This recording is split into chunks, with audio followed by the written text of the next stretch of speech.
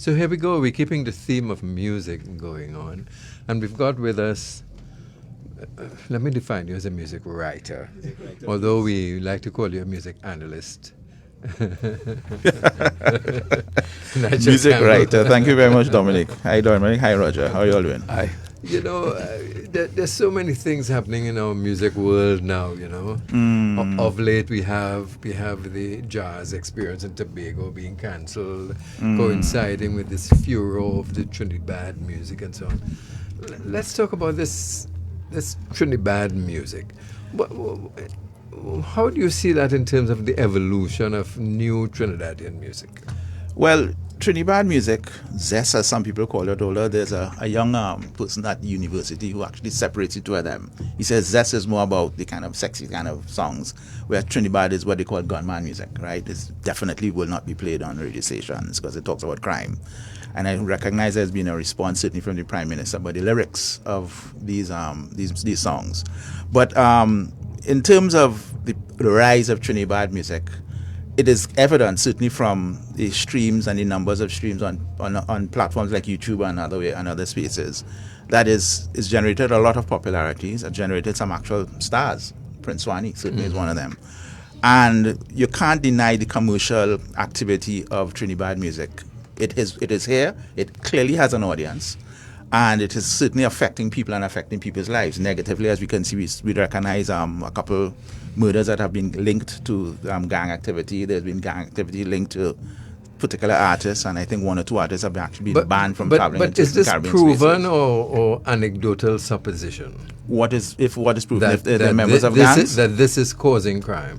Well, the link between crime and music, I leave that up to a specialist, right? It has been said, and there's been some analytical work done where there's a connection between how people live, their kind of environment, and their actions, right? If that action means I'm listening to Trinidad music, therefore I'm going to get up one morning and do something bad, I'm not 100% sold on that. And I don't think we've ever done that, certainly not in this kind of music that we call Trinidad. I've heard the narrative, but I haven't heard any expert analysis. You know, it seems easy to lay the blame. Well, as I said, Trinidad music as a genre, as a named genre, is relatively recent, right? As I said, all the kind of expert analysis on the connection between music and actions, good or bad, certainly has been referring to North American music, right? Well, yes, because is there a parallel between the emergence of Trinidad music and the original emergence of, let's say, American rap?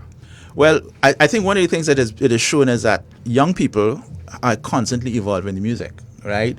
And in the same way that years and years ago, people took, to quote the late Brother Resistance, the rhythm of the word and the power of the word and the rhythm of the word, and took rap so beyond what Charles Barron and Lancelot Lane had done, and basically created a whole movement that itself created a sub-movement that included Atta Clan and Chantwell and some others, right? There clearly was something, but there was also a business associated with that. So that when Amar Studio Caribbean Song Based on, they took some of these artists and they were doing the business of music. The whole Kiskidi Caravan was a thing. People followed it and that kind of stuff, right? Within this new genre, like we call it Trinidad / zess, there are some players who are working behind the scenes. I know Delicia Patterson is one of those, PR person who's working with Jelano. DJ Pons, I understand, he's the one who actually coined the phrase Trinidad. I can be corrected on that though. But there are people behind the scenes who are working hella hard to make the music, I wouldn't say mainstream, but to make sure the music has a footing that lasts longer than a kind of knee-jerk reaction and criticism that happens with genres going all the way back to early rock and roll in America, to calypso, to soca in Trinidad. There's always been a reaction to a new evolution of music, right? And sometimes that reaction generates its own kind of publicity, which is benefits the genre. Or sometimes it's a kind of stall. I don't know what's happening right now. As I said, it has reached to the level of the Prime Minister making comments about the lyrics and other persons within the executive. As well as I'm aware that a couple of artists have been banned from entering certain countries because the people have linked their songs with crime in their countries. I believe Senkits may be one. Because, you know, Guyana was another one. Philosophically, one can say that Trinidad music is a reflection of a reality of crime in a society, and that the writers and presenters of the Trinidad music are using a literary device in which they implant themselves as a storyteller criminal. There's a kind of music that comes out of Mexico. It's called narcocorridos, sorry. And these are songs, in a sense, very similar to what Trinidad is, right? These singers are kind of associated with the cartels, and they sing these kind of glorifying songs about their cartel and cartels. And they have, wouldn't say limited, I don't think they get airplay in Mexico, but they have their ways of distributing the music, even physical CDs. And that music has been codified, has been checked out, has been researched, and has been written about. But again, there's this link between a kind of violence between the messenger of these music. And I think the equivalent that we know certainly in the North American thing is gangsta rap, right? Which is more than just rap. This is gangsta rap, like cop killers and all that kind of stuff. And then Ice-T, I think, is one of the progenitors of that, and probably Easy and oh Lord, Straight Outta Compton. What's the name of the fellas? 3 letters, 3 words. It'll come back to me. Somebody will ring and tell us. But the idea of these kind of music affecting the lives of people is something that there is more than anecdotal evidence of it. That some of these players, I think one of the most famous examples of a kind of what's more than a diss is of course the murders of Biggie Smalls and Tupac Shakur. And there was this kind of related kind of antagonism between the East Coast, West Coast. But whether or not that was related to the music or the business of music, because this is still a business, and people will fight wars for business, right? I'm not sure the people have diss tracks and back and forth and that kind of stuff, but whether or not Trinidad has arrived at that point that I'm going to diss you because you're bad talk my friend or some kind of thing, I don't know. The songs that these Trinidad persons are singing about does glorify a certain lifestyle, does glorify a certain action, but musically, and the whole idea of utilizing music that has popularity and gaining audiences, because the audiences are growing. I mean, as I said, these things are dropping at 1 million views. People have been boasting about getting 500,000 views for Soca for the Carnival last year. So the growing popularity, is it linked to the lyrics or to the rhythm of the music? I think popularity in music is a combination of both. I mean, forget Trinidad for the time being, just what we call a regular pop song, right? Certainly the music is what drives a lot of people, certainly for a lot of carnival music, right? And if you have a great lyric, people will remember your lyric. There's a little sidebar here. I live across the road from a family, and they had some young people at a pool party. And these kids, let's just say they don't look like me and you, right? And one of these songs came on, and they were at the top of their voices, knew word for word for word, right? And I laughed at myself and said, I would not have thought that they would have known that particular song, right? They had Taylor Swift and they were singing Taylor Swift loud, right? But the idea of anybody young actually deciding, I like this song, I want to know everything about this song, is real. And it goes up and down the social ladder across all racial lines, right? What makes Trinidad popular, we have seen, certainly, I understand, and there's some video evidence within certain communities of these little block parties kind of stuff. And the crowd is from the community as it was. Whether or not that music is translating into what we call the upper class areas of Trinidad and Tobago, or the upper class social spaces in Trinidad, I don't know. But like culture that evolves and changes, music evolves and changes, rap evolved and changed. So is it likely that this Trinidad music would evolve and change and become more mainstream? Well, it could. It really could. I mean, one of the things about, as you're talking about gangster rap itself, right, there was some, I mean, even the president of the United States got involved with certain gangster rap. And famously, Al Gore's wife, at the time he wasn't a president, he was just a senator. And his wife is the one who came up with this sticker that goes on the explicit lyrics and thing, right? She went before the Senate and got the record industry to put these stickers warning people about the lyrics, right? She was a major Karen. She was, yes. And she, good one. It was a Prince song that her daughter was singing a Prince song, and she didn't like that. But needless to say, what has happened is the power of an industry recognizes that, listen, we have to do some things to basically get the majority of people. It starts as a niche, we want to get everybody in. So there is some sanitization. That has happened in Caribbean music. I was just reading a review of a Bob Marley movie, and I recognized something that had been said, that Bob Marley's Exodus album, which is what kind of broke him in the United States of America, is a kind of a sanitized version of what Bob was singing when he was doing Rastaman Vibrations and Natty Dread and some of the early albums, right? It's more raw, more socially conscious. Now he's singing love songs, right? And whether or not he consciously did it or he unconsciously did it because he was in love or whatever the deal was, there's a sense of, as you said, sanitizing the music, right? And some of the music that we know here in the Caribbean that has gone big and mainstream. I always cite the two most popular quote-unquote soca songs, Tempted to Touch and Turn Me On, Rupee and Kevin Little. Basically songs about making love, about sex and that kind of stuff. It's certainly not about carnival. It's not about what I want to do to a bottom and all that kind of stuff. But in a sense, it kind of was palatable to a wider market, right? And these are the songs that have been heard. Now, admittedly, now that the music recording and charting and that kind of measurement has changed from what played on radio to what is now streamed, you can now count dangerous songs, let's use that word just loosely. Once it's streamed, they move up the charts, right? So unfortunately, we're now talking about a business that has data to give us proper, data analysis and that kind of stuff.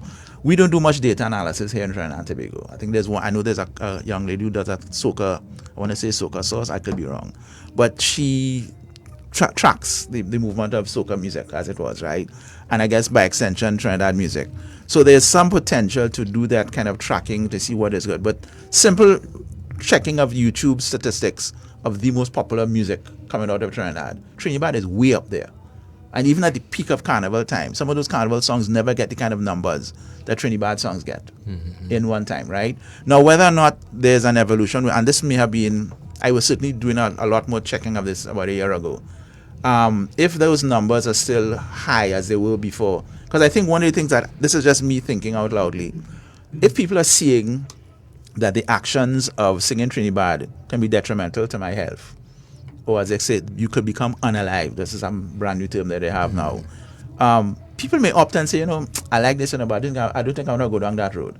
Let me sing a little sexy song, right? Because sexy songs may be a little more palatable. We kind of acknowledge that and that kind of stuff. So people may react to Trinidad personally, but I think audiences right now are certainly getting onto it, and they're making movements, and the artists, as I said, have demand. They're actually being invited in to perform for audiences in different countries. As we've seen, as I said, I believe it was St. Kitts, and I think Guyana also may have banned the entry of Trinidad artists into their country. Yeah. So that there is certainly a definite connection between the popularity of the music, whether that popularity in turn turns into a profitable business model for everybody is to be seen. As it stands, one or two outliers have made it successfully.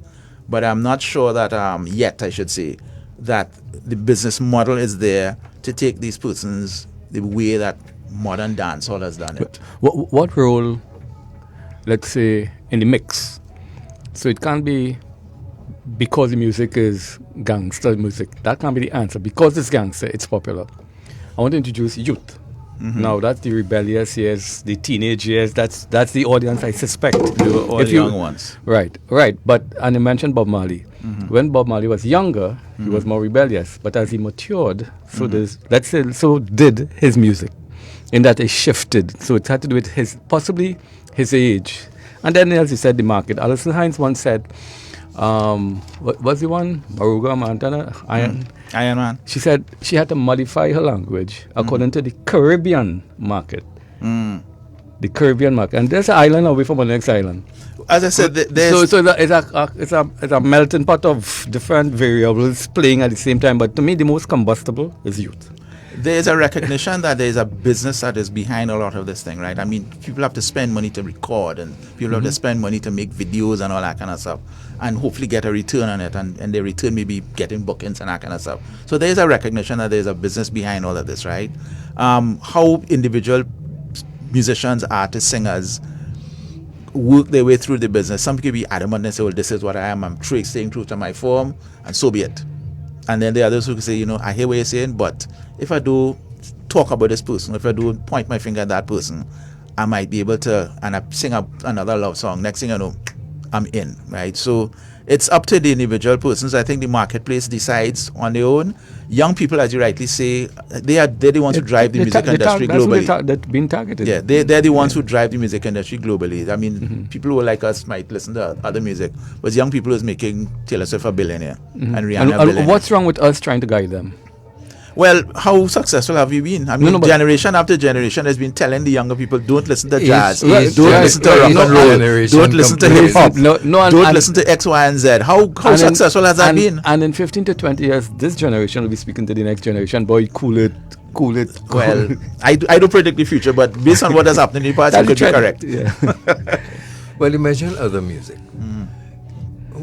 There was a time when there was a proliferation of other music genres in Trinidad. You had thriving jazz clubs, rock was big. You had live music. Yes, live music. You had combos, you had bands, you had penthouse genres. But apart from that, you had various genres of music and various communities following these genres of music. What is happening on the music scene now, apart from calypso and soca, and there's some jazz shows, Blues Cafe trying a thing. They have a big jazz festival happening Saturday coming. There's a big. Can I talk about it? Coming up Saturday coming. You know what? What is it? Okay, well, that's led me. What is the jazz scene like in Trinidad? Well, let me just say this: the jazz scene in Trinidad, basically, we have to. I don't want to say we. Yes, we have to. Part of the organization. We have to kind of give way to Carnival. Carnival dominates our music scene.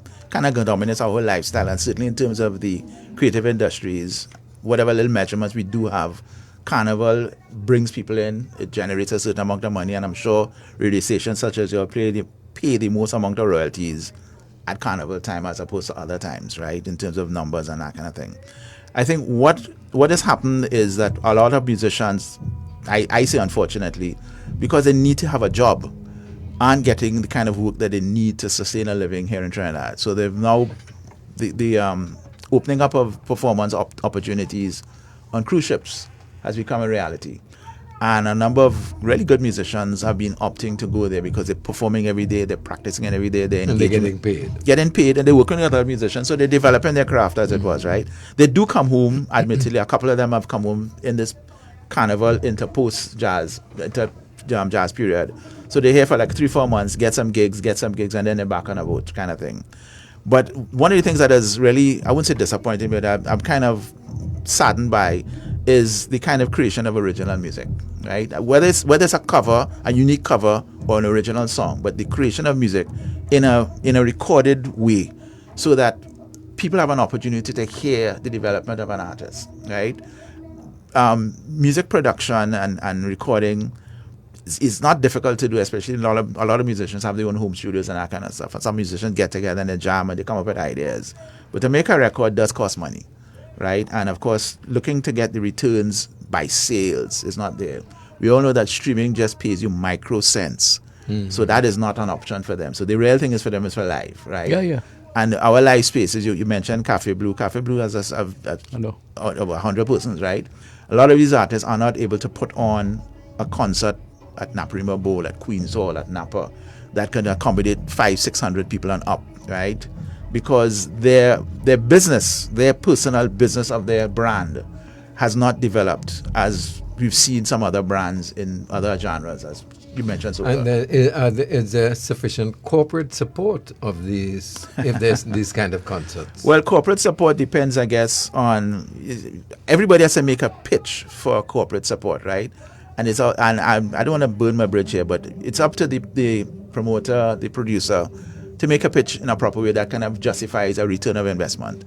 We live in a time where dollars are tight, right? I'm not going to suggest that, because this company is making billions of dollars of profit, they will give money to music. And brands tend to be very protective of the brand. Exactly. They will not associate with Trinidad at all. So is there a satisfactorily large enough community of followers or aficionados of jazz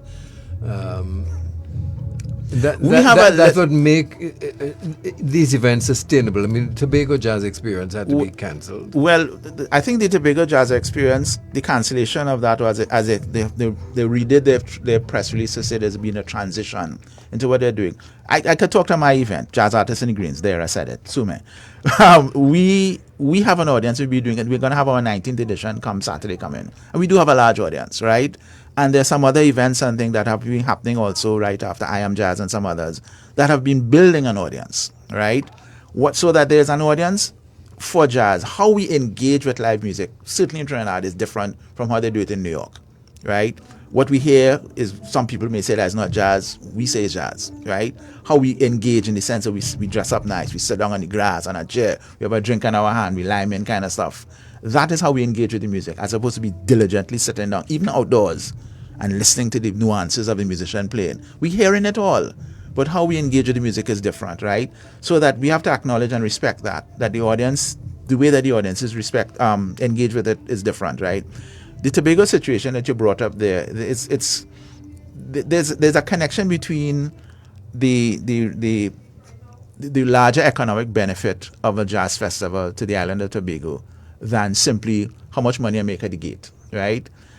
Gate receipts, and then it's been shown certainly through the accounts that have been presented certainly at Parliament for the Tobago Jazz Experience. It doesn't line up with the expenses, right? So you're not going to make your money back at the gate, right? But there's an economic turnaround in terms of arrivals, in terms of economic turnover, economic impact, I think is the phrase they use.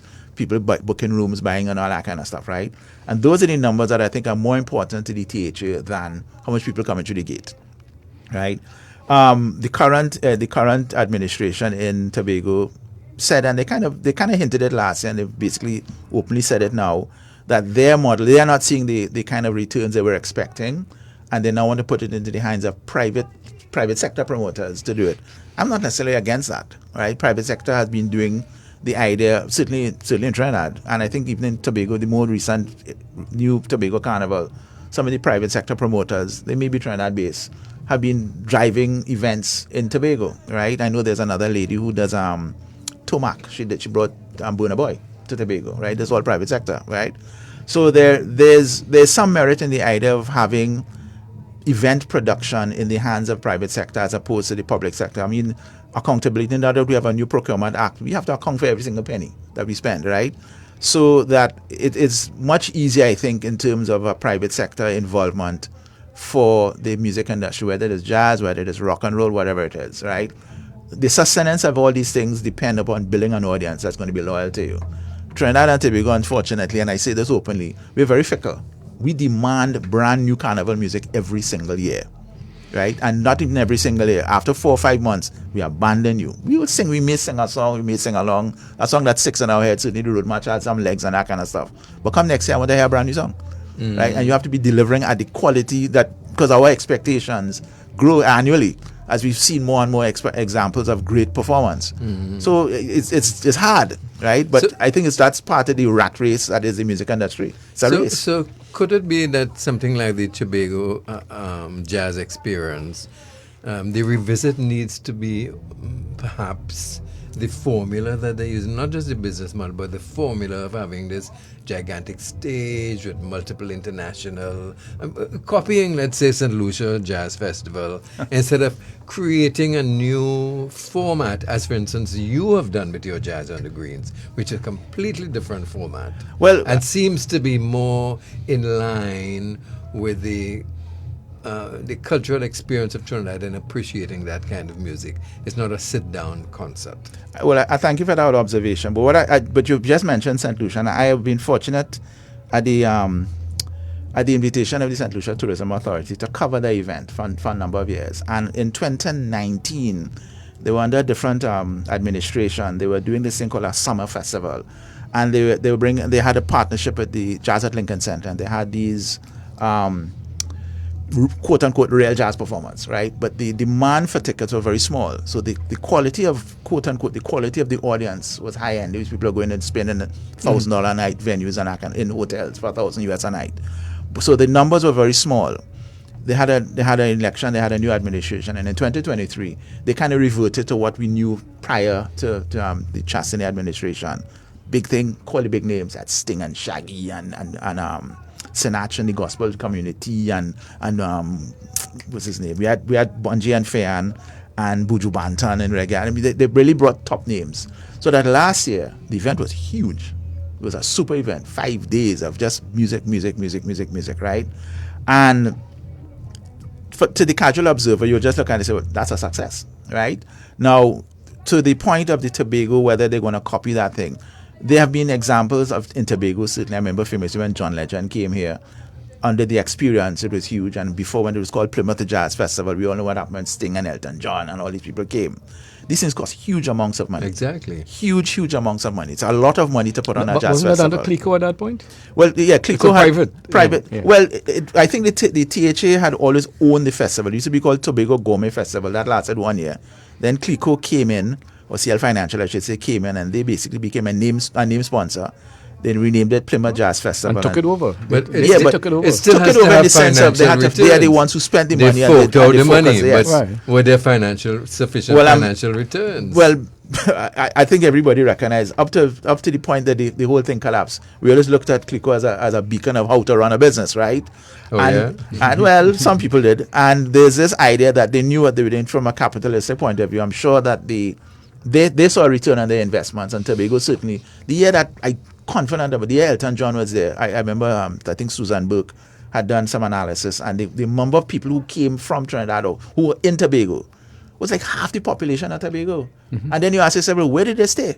Because they only have X number of hotel rooms. So where are these additional people staying, right? So the idea of arrivals, I mean, Caribbean Airlines made money, somebody made money, people had to buy food, whatever the deal is. The famous line that the Tolum vendor in Speyside made money, right? That economic turnover is very critical in terms of some of these island festivals, whether it's St. Lucia, St. Kitts, Dominica, Tobago, wherever. Right? And in our case, Trinidad Carnival, right? That's our big festival. So that is a different idea of profitability. I have an event, I'm probably going to have to get some subsidies and some sponsorship from corporate Trinidad or the institutions, and I'm going to collect money via live streaming, licensing, gate receipts, whatever the deal is. But at the end of the day, I need to see a profit on my bank balance. And that is what drives a for-profit business. That's what drives the touring industry sitting in other countries, right? But we in Trinidad and Tobago recognize that not everybody has that kind of money. As I said, it's cost millions of dollars to put on an outdoor festival, a multi-day event. It costs millions, period. So when people come to your jazz on the greens and they sit with perhaps some champagne in the hand and a cooler at the side and usually well dressed. Discover the music. Usually well dressed. What is the drawing card, the selling point? What makes the experience? Your event? The experience. Roger Lee is correct. What is that experience? The experience. I think it's just why do people play mass? Why do people play mass in an outfit they can't walk on? Next week Tuesday they can't walk down Frederick Street in, right? It's the experience. It's something that happens. It's almost like a transformation when you're engaging with a certain group of people, doing things that you like in a certain aesthetic way, and of course hearing the music, right? That whole thing combined is an experience. I mean, I famously remember when they started these very high-end parties, carnival parties, $1,000 and up, right? I remember thinking, who's going to pay $1,000 for a party? And these things are ram cram. And this year, oversubscribed. This year, I mean, tickets for $1,500 fets were sold out before they even made it public, right? So there's an idea that the way that, again, how people engage with music, whether it's Trinidad, rock and roll, jazz, soca, whatever it is more than just simply listening to the words and the music. It's experiencing it. In a fete is a different thing from sitting down in a hall at Queen's Hall and listening to musicians play, right? Do we define jazz differently in our setting? I say yes, we do, and I hold hard and fast to that, because people have always made the claim, well, why do you call it a jazz festival if you're not playing jazz, right? So I always ask the question. I say, well, define jazz for me. And they say, well, you know it when you hear it, right? So I say, okay, give me an example. What Clive Zander played, is that jazz? And they say, yes, it's jazz. I say, well, let me tell you something. Clive Zander's music was reviewed in America, and they said he was playing world music, as was Michael Boothman, right? The American definition of jazz, which has been, I mean, they invented it so they can define it as they so choose, and they then call it blues and all that kind of stuff and thing, right? And there's improvisation and expanded harmony and that kind of stuff. We acknowledge those things. But a lot of musicians in America have also moved away from that core definition, and they've incorporated other rhythms. The argument that only could there was an argument at one time effectively that only Americans can play jazz. That has been done away with, right? We in the Caribbean have rhythms that are kind of native to us, right? That kind of fusion of the colonists, the colonizers, and the African pulse, as they call it. We created all these rhythms and these rhythms are then fused with the language of jazz, which includes improvisation and expanded harmony and that kind of stuff, and created our own thing. Our jazz here is different from the jazz in Cuba. This is different from the jazz in Curacao, which is different from the jazz in Martinique. But we recognize that is it divorced from the core meaning of jazz? They might have grandchildren, but well, as I said, I think they can identify that is jazz. I think one of the critical, one of the important things is that in terms of the language of jazz is this notion of improvisation and expanded harmony. So instead of playing a minor, you're playing a minor flatted fifth with I added 11th or some kind of thing. So right. So well, it's like there's an argument that Beyonce singing country music is not country music. You know, amazing. I did hear that. You know, people but it did bring to the fore music. They sing all the songs. But it did bring to the fore the host of black country singers that there are out there that Johnny have Nash. not been given the spotlight. Yeah, they've been that is a whole.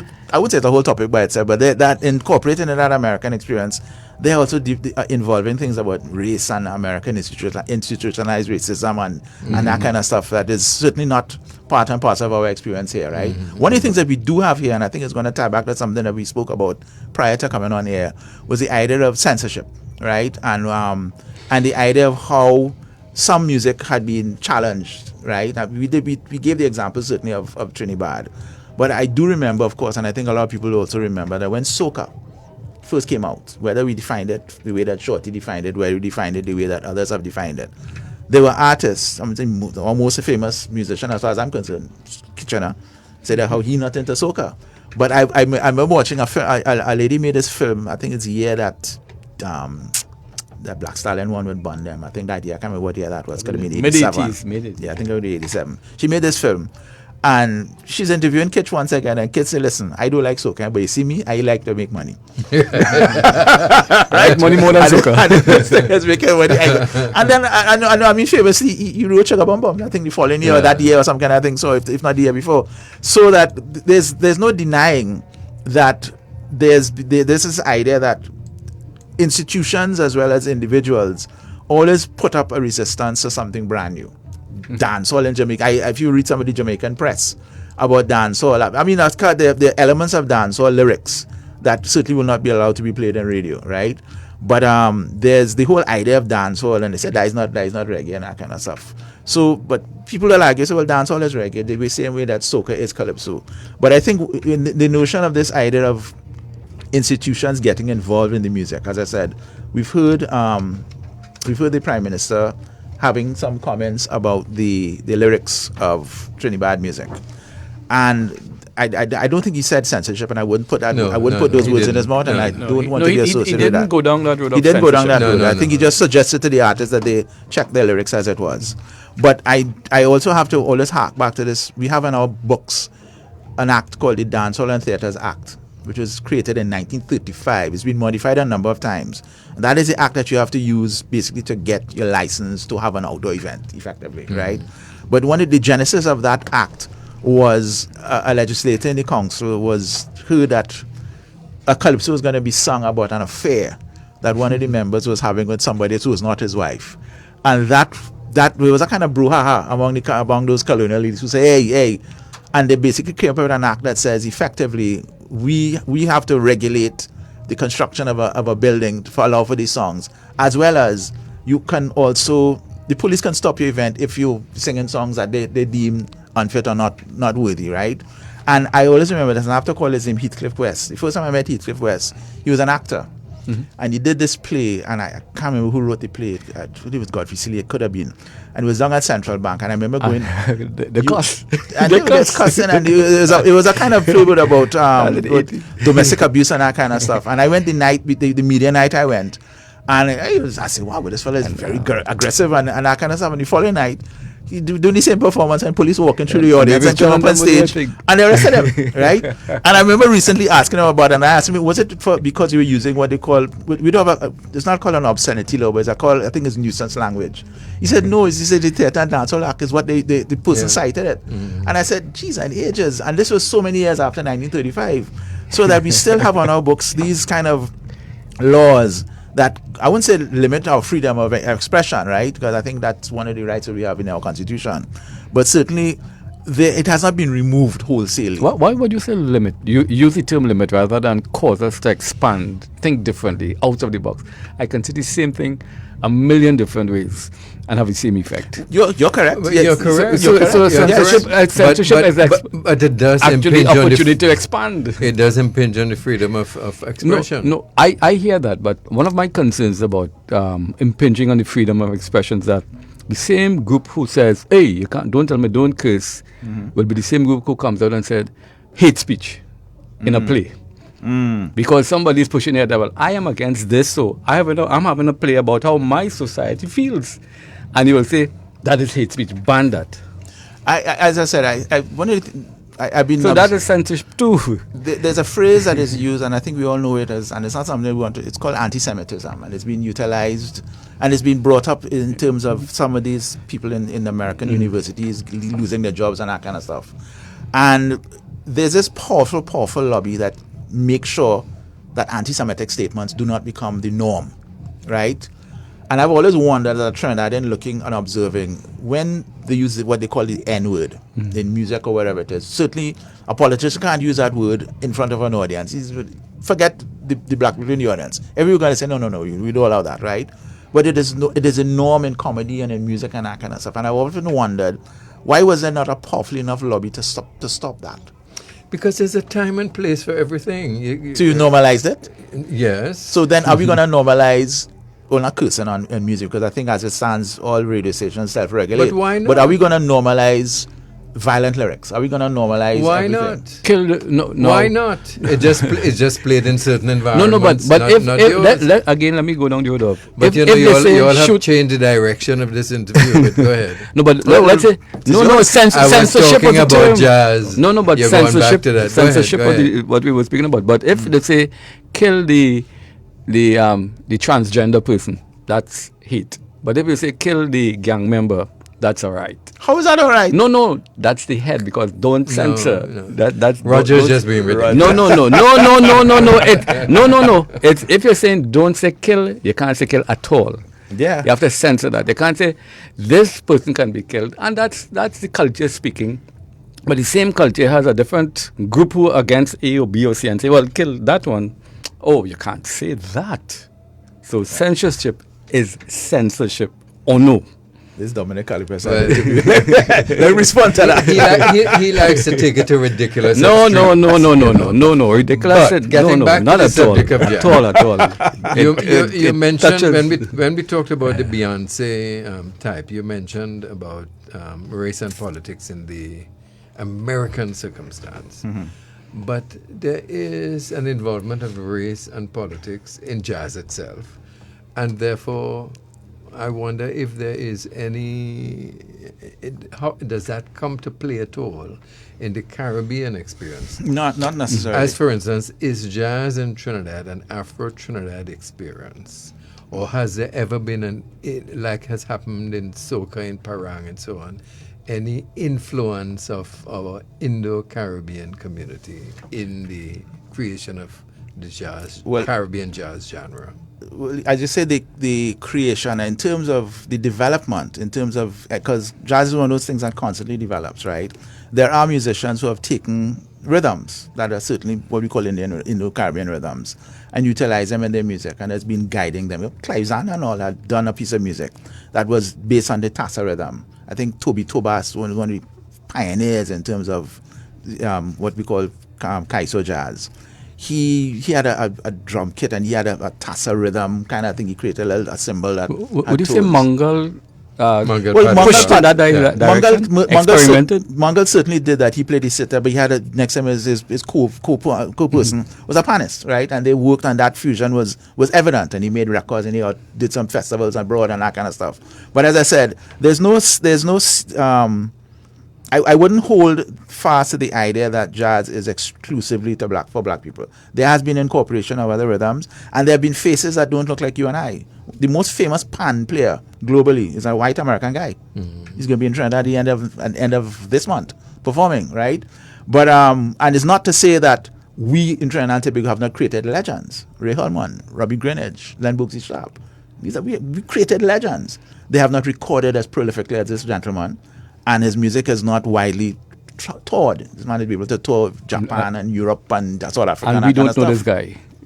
I mean, our general population not familiar with this well, guy. I don't know. I mean, he arranged for let me call him my name. Andy Narell.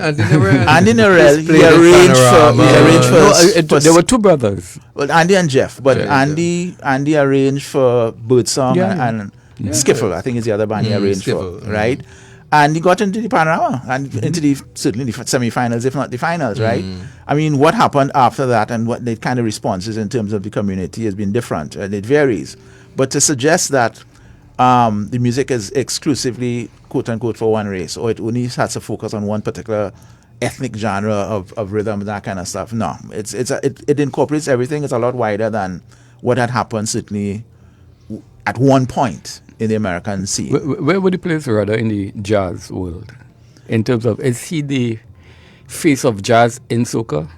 Jazz and soca. I think David Rudder is the number one lyricist in calypso music, right? I mean, and just take it. I famously always said, well, Sparrow is the greatest calypso in a full stop, right? And then I discovered, like a lot of people, that Sparrow did not write all of his songs. Most of his songs. I don't know about most, but I know he didn't write all.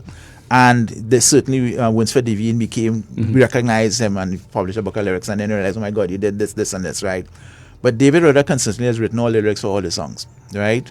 And I think when you read his lyrics as a book, let's say, like it has the same kind of impact to me as Bob Dylan lyrics. And I've read a Bob Dylan lyric book, a big fat book, right? And Bob Dylan has a Nobel Prize, right? David Rudder, when he got his Order of the Caribbean Community, I kind of wrote a little thing congratulating him. I said, listen, you are Dylan-esque in terms of what we've been creating in this thing called calypso, right? His lyrics are metaphor gone crazy. He's a philosopher. In terms of calypso music, I mean, at one point, I'm sure you would remember this. A lot of calypsos had basically one kind of rhythm. You know it when you hear it kind of stuff? It's like blues music. It has a particular progression and a particular melody. He was able also to move the music in different ways himself, and Pelham Goddard, I think, was his partner in composing at one point. But in terms of the lyrics, I personally think David Rudder is the best lyricist, period, full stop, ever.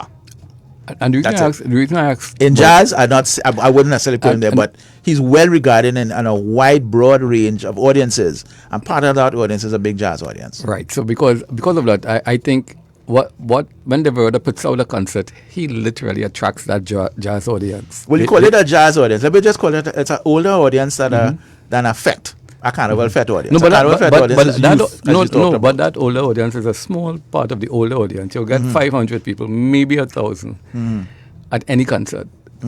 No more than 1,000 at a concert. Was that David Rudder concert? Including David Rudder. After years ago when he started, I can't recall the last time he did something. Well, David Rudder had his final concert, they call it the final concert last year at Song Forge. Well, I forgot about it. I didn't know.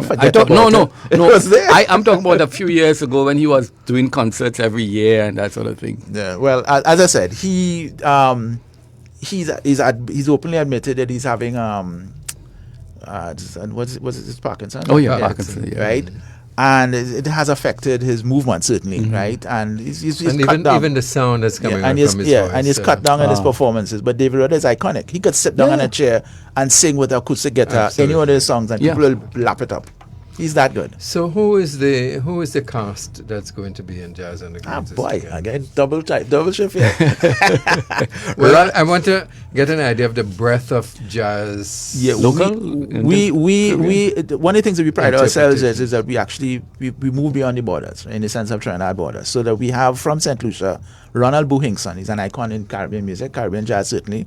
From St. Lucia, and he's working with his top singer, Irvin Ace Lochter. So Buhingson and Irvin Ace Lochter. We also have a pair of St. Lucian brothers who live here in Trinidad. They go to the University of Southern Caribbean. They call themselves the Charles Project, Anton and Zane Charles. And they've put together a group. They're brilliant musicians. They actually, one of them teaches music at the University of Southern Caribbean. And he will be working with, they'll also be featuring a young singer called Renee Lawrence. She was a Spotlight winner for the Music TT Spotlight series. So they're two of the acts, and effectively they're the two St. Lucians. We've put together two fabulous singers. We call them the Tobago Divas. Kay Allen, very popular, and Stephanie Joseph. She's popular within the reggae community, but she has a magical voice.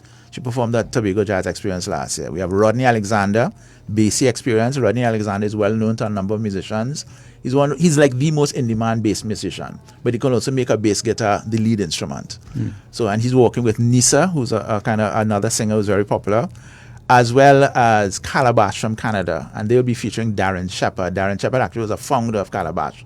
Darren Shepherd now is in charge of Fontclair Steel Orchestra, and they will be rounding out the thing as we open with Mood Steel Orchestra. So it's Calabash with Darren Shepherd, Buhingson with Irvin Ace Lochter, the Charles Project with Renee Lawrence, the Tobago Divas, that's Kay Allen and Stephanie Joseph, and they'll be supported by EFX the band and Rodney Alexander, and he'll be featuring Nisa.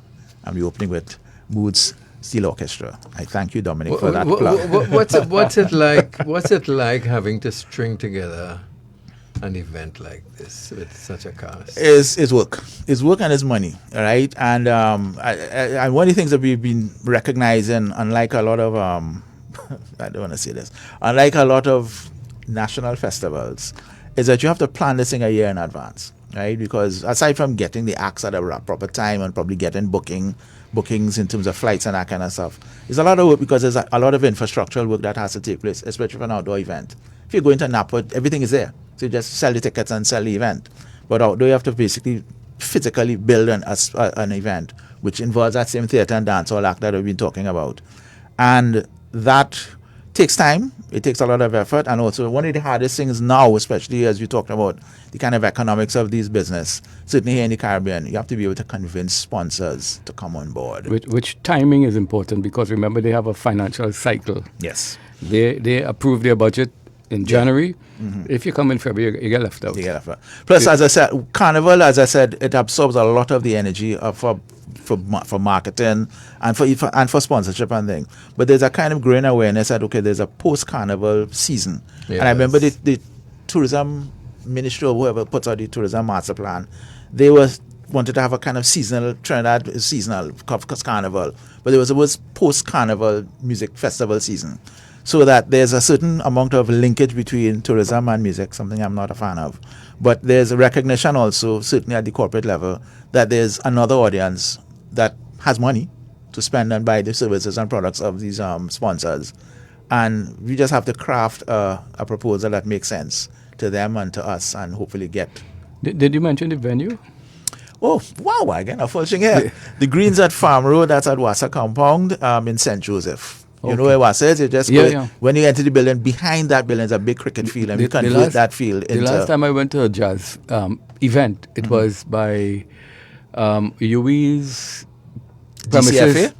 Next to Hugh Wooding. That's DCFA. That's Jazz Artists and the Greens, the early incarnation. That's the same thing? Prior to 2011, that's where we started, effectively. It started in 2003.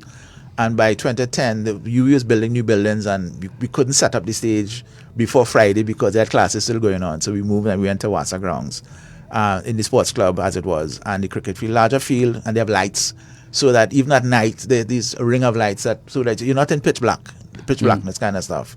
And it's a bigger space and that kind of stuff. But we're evolving as all the time, and we're still around. So lucky us.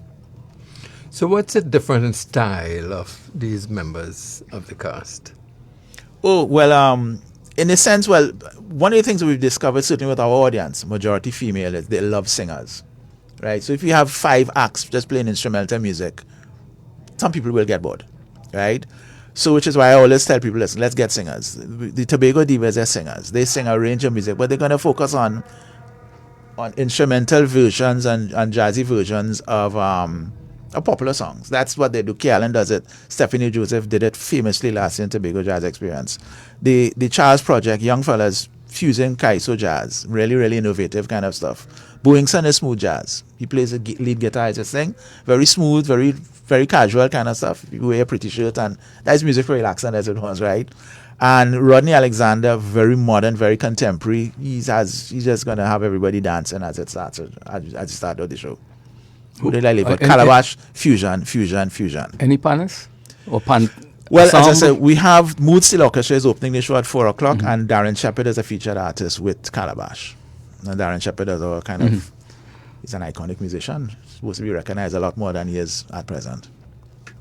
Nigel Campbell, thanks a lot. And thank you very much for this, Dominic and Roger. It's infomercial.